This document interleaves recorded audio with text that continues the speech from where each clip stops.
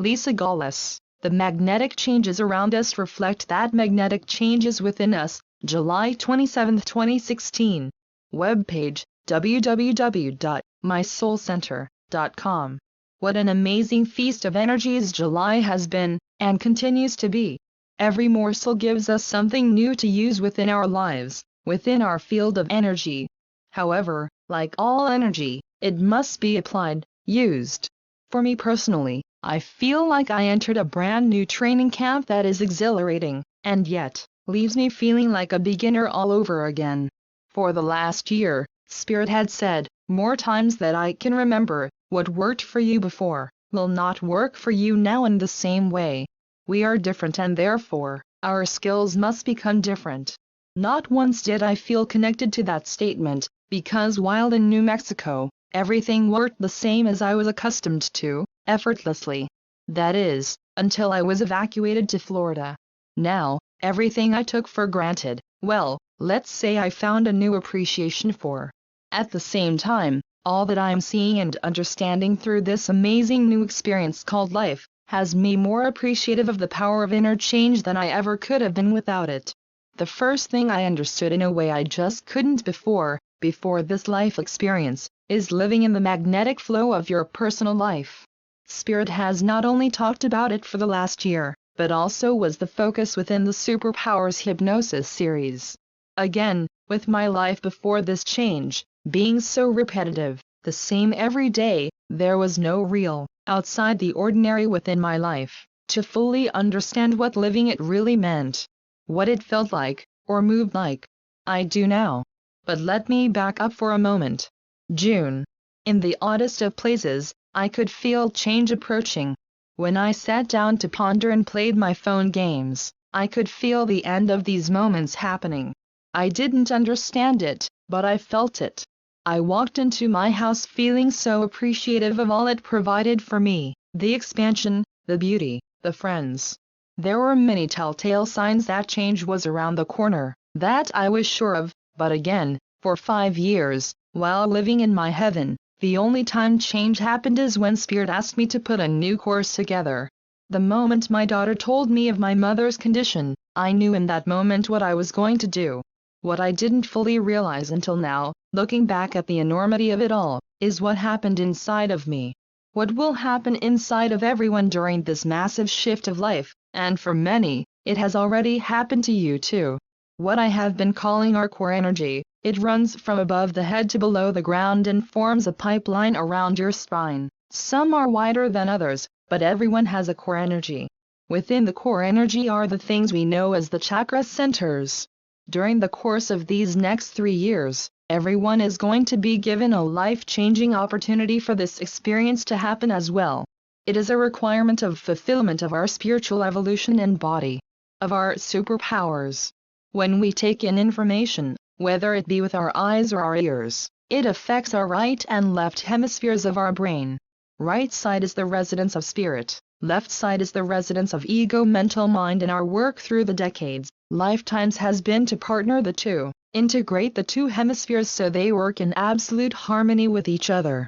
Intuition and action, one energy.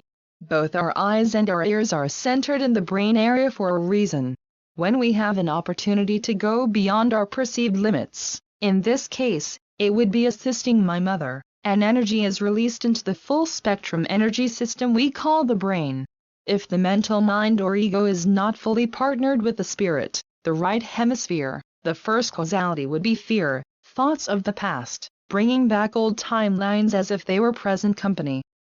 Or, on the opposite spectrum, jumping into something without a plan. Spirit is pure love, but the mind itself is the master of matter.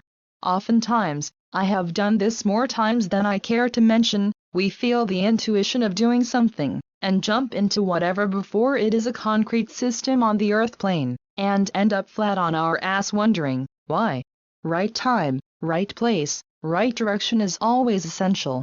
When both hemispheres of the brain are magnetically in tune with each other, it all happens exactly in the right way, at the right time. But I am getting ahead of the story here. When Michelle told me of my mother's conditions, that energy flowed into my ear, through my mind, into my third eye and unlocked which is how I see it, like a set of tumbler locks, the vision, then the throat, the communication, then the hearts, high and base, then the solar plexus, then the sacral plexus, sacral chakra, and the root itself, uproots from the energy it was connected to, folds up around the exterior of the physical body and starts a counterclockwise spin through the whole energy system, opening the energies of change on all levels, including the energetic body of the physically incarnate. God, I so wish I had a way of showing you what I see right now. With all the chakras fully unlocked and the root chakra now forming something that looks just like a chrysalis around the body, the energy centers themselves blend in color and vibrancy within the protected, changing energy field. In our current way we see and experience the color spectrum of the energy centers/chakras. We rarely see the vast amount of colors that are actually within them. We tend to look at blue as blue, yellow as yellow, and so on. But the more we engage our spirit, the more they blend to create the full spectrum of colors, often not viewable to the naked eye. This creates a rainbow field that only the spiritual eyes can see and absorb. This is always what is called, at least, by my team, the Rainbow Tribe. I had no idea until this moment.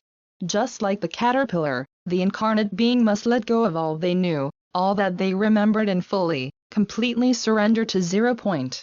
To be clear, my team is saying that if at any moment I stepped into the past history with my mother, even for a moment, the energy within the chrysalis would stop, and have to reformat itself to a new experience.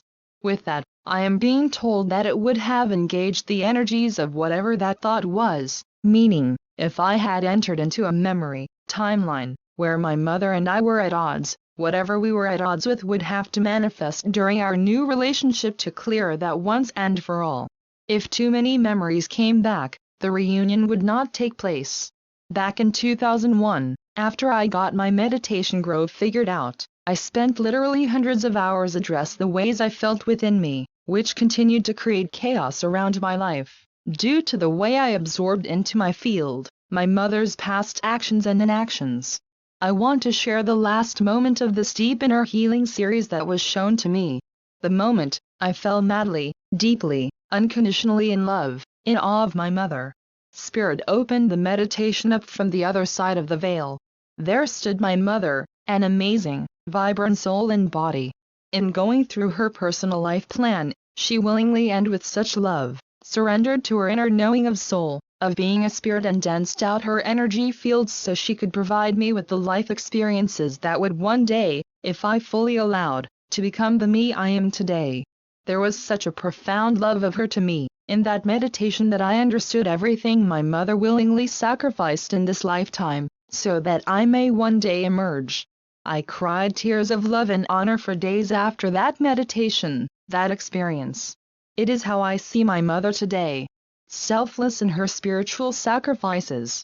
During the month of June, with my energy in such radical change, and a plan of action coming to the fore, there was a new, intense magnetic field laying itself out that will forever be a part of my life now. There was a second moment that could have stopped it all, when my landlady said my mother could not come stay with me. In that moment, had I gone up into my head for a minute. And then the radical shifting of timelines. Holy shit, Batman. I surely didn't understand this at all, until today really. At first I was going to leave after the ET course was finished. Then I split the time up and made the plan to finish only the last week of July once I got settled at my mother's, and the shifting happened several more times, to include the last day of my house sale. I think this was my greatest test challenge of all, because I am anal about my appointments and responsibilities to you, to the field, and I couldn't even come close to overriding that responsibility to the one I was feeling with my mother. The magnetic shift was in full gear and I was in full alignment with it. Phew. There are many things we will never fully know until we physically die and do our life review. It is only then we usually see the full brunt of our choices. I was given this view about a week ago with my mom's little window air conditioner. It was scheduled to stop working before it did, but with our collective choices, and trust me, you were as much a part of my choices as I was. If even one person had a meltdown because I had to reschedule them to a time that is not even known yet, I am sure I would have delayed my arrival, so thank you for flowing with and trusting me the way you do. My mother would have exited this lifetime. She is here to teach us, to restore the gifts of her soul that she so lovingly gave up before incarnation, and we are her soul team assisting. She is truly teaching us how to be the spirit guides incarnate, in love, in matter, in joy. Several days ago, I took out my handy-dandy pendulum after finding a book on pendulums near my mother's chair. Of course I called on Archangel Michael and asked if he had any messages for my mother. He did. After writing this blog today, with tremendous help from my team, I so more fully understand his messages. Here is what he swung out to spell for her. Distance is collapsing on time. She said, "What does that mean?" He said, 0. Start in heaven. Queen restored to the earth now. When a butterfly comes out of its cocoon, it can choose to see the world around itself at the same ground level experience that the caterpillar had before moving into the cocoon, or it can see itself as limitless, expanded new view and its ability to soar to new heights. How many of us feel like the kind and queens of our world, our created reality?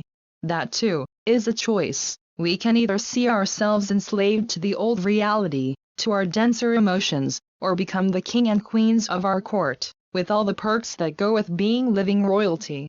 Of course, I posted that message on Facebook and then asked Archangel Michael for a message to our Facebook family, and he said it had played out perfectly. I asked him, "What is it?" He swung out, "Love." I asked if he was referring to the events for my mother. He said yes. I also asked if he took part in the full orchestration. He said yes. Then my flip-flop laying on the floor moved. The ground crew is activated, hence the flip-flop moving and making me jump lol, and in perfect harmony with the magnetic flow of the new earth. Love is the only focus, the only direction. And through it all, we have changed, are changing others, are enhancing magnetic energy through the multiverses because, imagine this, because of one soul on earth that I happen to call Mama in this lifetime. And just to catch everyone up on what has been happening here in our ever-changing world, all the construction is finished. With the extra money that came in, we got rid of my mother's 20-plus-year-old carpet and put down linoleum. We were able to get many of the other odds and ends that were eventually needed to be done, eventually became immediately. Again, thank you does not even come close to what we feel inside. Without each one of you, this would be an incomplete mission. But, as A.A. Michael said, we work together perfectly at the ground level of heaven on earth. On the medical front, a lot is happening too. I fired my mother's primary care doctor and she goes to see her new one on Monday. She is scheduled for cataract surgery this Friday, on the left one, only until the retina specialist sees her right eye on the 10th. She had an ultrasound done on her breast and is scheduled for a biopsy on Tuesday. Her, now former, doctor prescribed her a pill, Dalaresp, for her breathing, 180 pills, a 3-month supply, cost $1,992, and she just received the approval on it. The out-of-pocket was only $3.60. 2 days ago, my mother said, and literally oozed the emotional energy with her words, "I have never felt so taken care of in all my life." Again, I say to every single one of you, thank you. Now to contrast all of this, I just received a call from my daughter, the one in jail, who has been sliding deeper and deeper into a depression.